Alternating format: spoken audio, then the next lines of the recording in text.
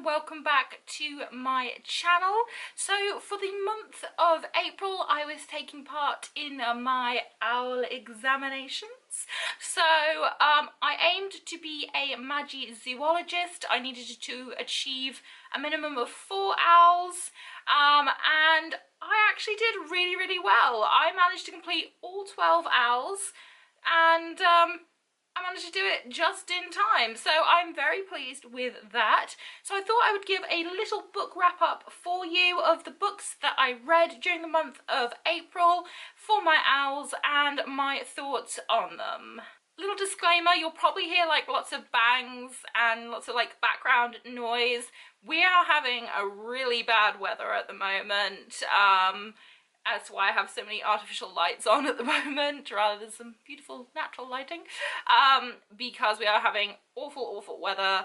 It is only 4 o'clock in the afternoon and it's basically dark out, and the bad weather has caused leaks in the house, so trying to patch them up. So if you hear banging and things like that, that's what that is. But I'm still going to try and persevere and do this wrap up for you. So let's dive straight in there. First up in April, I read The Beasts of Grimheart by Kieran Larwood. This is for my care of magical creatures. I rated this a 5 out of 5 on Goodreads. It's a wonderful world. This is actually book 3 in the series, which I didn't realise it was part of a series. So I haven't read 1 and 2, but you don't actually have to have read 1 and 2 because it explains a lot of the history within the story. So it happened. I love the illustrations in this. They are so beautiful. The person who illustrated the front isn't the same as the person who illustrated inside. Let's see if I can find one of the illustrations. Oh, there we go. Someone else, David Wyatt, did the illustrations for inside the book. The cover was done by Fernando Lopez Juarez.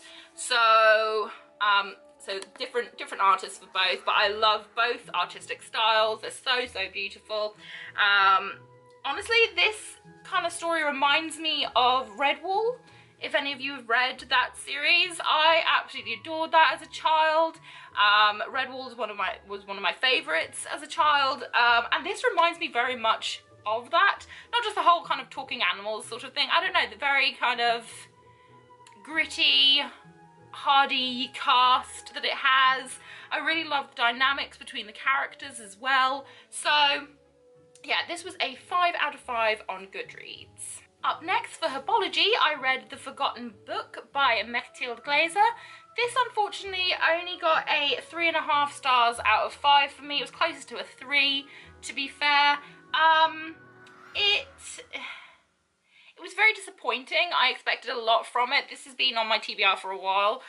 One, because look how beautiful that cover is. It's stunning. But also because I really liked the premise behind it. I think the writing style for me just didn't click. I really couldn't get behind any of the characters at all. They just kind of seemed very one note. There didn't seem to be a lot of depth to them.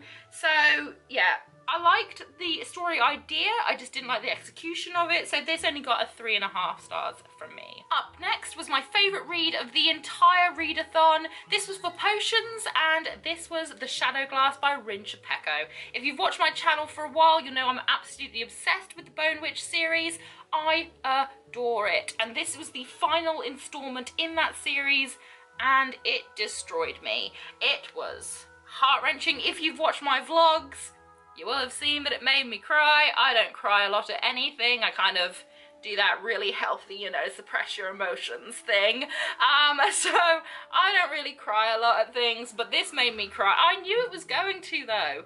I fully knew what I was getting myself into. The first 2 books are so dark and haunting and raw and beautiful, and I love them. I cannot recommend this series enough. If you haven't picked up the Bone Witch series, I highly recommend it. Please go and get your hands on it. It is so good. If you love dark, gothic, beautiful, haunting, just fantasticness, then this is for you. Honestly, I can't recommend it enough. It makes you cry, it makes you laugh, it makes you cringe, it makes you just feel all of these emotions. It's a roller coaster from the first book to the last, and I honestly, once I finish this, I kind of wanted to pick up the Bone Witch again, just read the whole series straight away. If I hadn't been doing my owls, I probably would have done that, because I love it so much. So this will definitely be a series that I reach for again and again in the future. She's actually got a new book coming out later on this year, which I'm super excited about. I will hopefully get my hands on that, because yeah, I absolutely adore this series so much. And I can't remember if I mentioned it, but yes, this was a 5 out of 5 on Goodreads because it's amazing. Up next is Transfiguration, and you had to read an adult work. So I read Do No Harm by Henry Marsh. This is the only non-fiction that I read for my owls. I'm not a huge reader of non-fiction, and I probably should read more of it. I know I should. It's just, reading for me is kind of an escape, so I tend to just go for fiction, specifically fantasy and things like that, because I just want to escape life. That's pretty much it. So, but this was absolutely fantastic, and huge shout out to Hannah, if you're watching. Thank you so much. She sent this to me, and highly recommended it. She's like, you will like this. And she was not wrong. I gave this a 5 out of 5 on Goodreads. It is a very well-written account of a brain surgeon and his career. Henry Marsh is the brain surgeon. And it's just, I was worried I wasn't going to be intelligent enough with which to appreciate the story, but it's written in such a way that it really kind of just grounds you in humanity and, you know, moral dilemmas, and, you know, it's very relatable, I feel, and it doesn't matter that it's an in-depth medical kind of story either.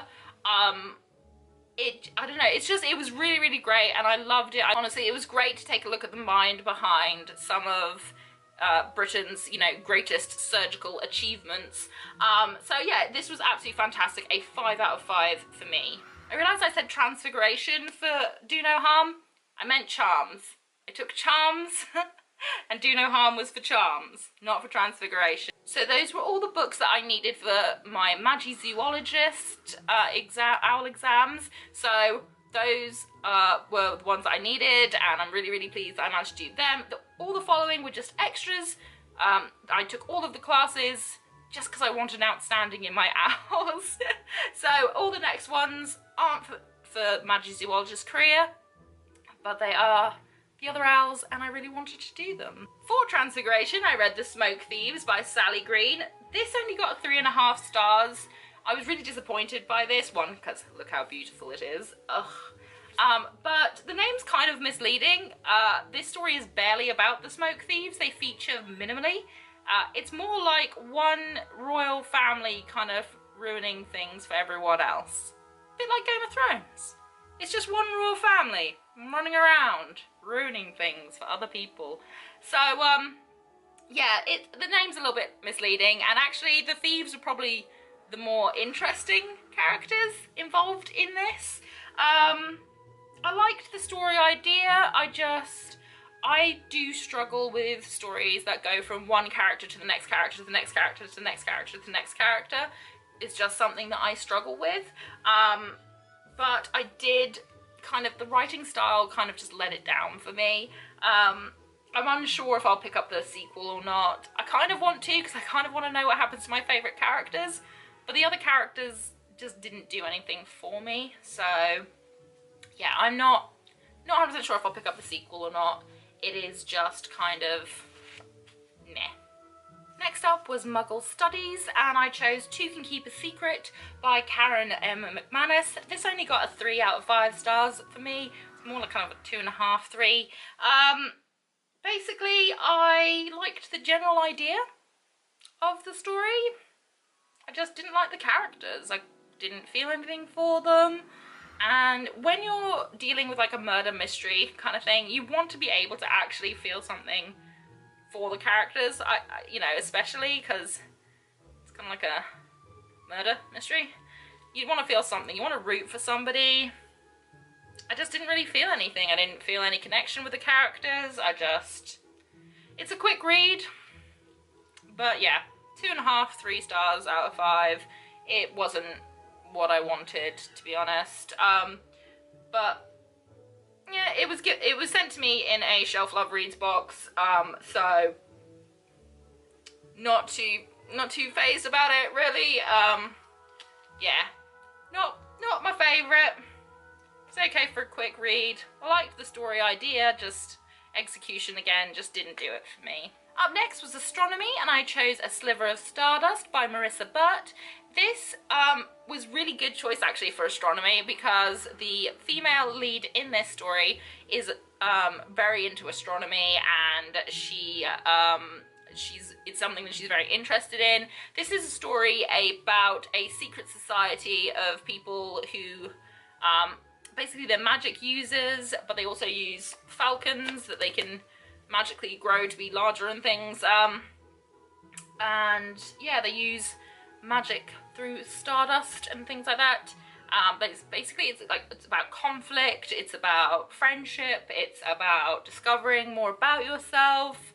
I actually really enjoyed it. I rated it a 4 out of 5 on Goodreads. I do have the sequel already, so I will probably pick that up at some point to read, to find out what happens to them. It was a nice, easy read, easy, quick read. You don't really know much about the villains' kind of motivations too much. They don't feature a lot in this. I imagine they'll appear more in the next one, but it's a great quick read and I thoroughly enjoyed it. Yeah, 4 out of 5 on Goodreads for this. For Defense Against the Dark Arts, I read The Reader by Tracy Chee. This was fantastic. I do have the sequel on the way. I really loved it. It was a 4 out of 5 star read for me. It has this amazing, I don't know if it's just in the physical copies, I wonder if I can find it. It has a hidden message in the book itself. If you look at the bottom pages, okay, I thought it was just an error with the book to begin with until I noticed that it was popping up more and more. There's actually a secret message within the book, which is so much fun to kind of as like an additional thing. And it was perfect for Defense Against the Dark Arts because it's all about this, again, another secret society that is basically stopping this entire country from learning to read. They're kind of, basically words have power. Those who can read wield a particular power. And yeah, it's just fantastic. It's a great kind of good versus evil situation. And it's definitely a book for those who love books. It is a reader's book. It's a great story and I can't wait to read the sequel because I want to know what's happening, what's going to happen. But yeah, it did have a bit of a slow start, I will give it that, but I really do enjoy how the different characters' lives sort of interwoven together, because they all do start off at different points, but they do kind of cross paths with each other. So yeah, I enjoyed this, 4 out of 5. Next up was Arithmancy, and I read 5 Feet Apart by Rachel Lippincott, Mickey Doughtry and Tobias Eakness. That was probably butchered. This was a 4 out of 5. It's basically a quick read if you want to feel heckin' sad. There is a movie being made about it, which will give you the feels. You know, it is a sad story. That's it. It's meant to be sad. I mean it's meant to be slightly uplifting as well.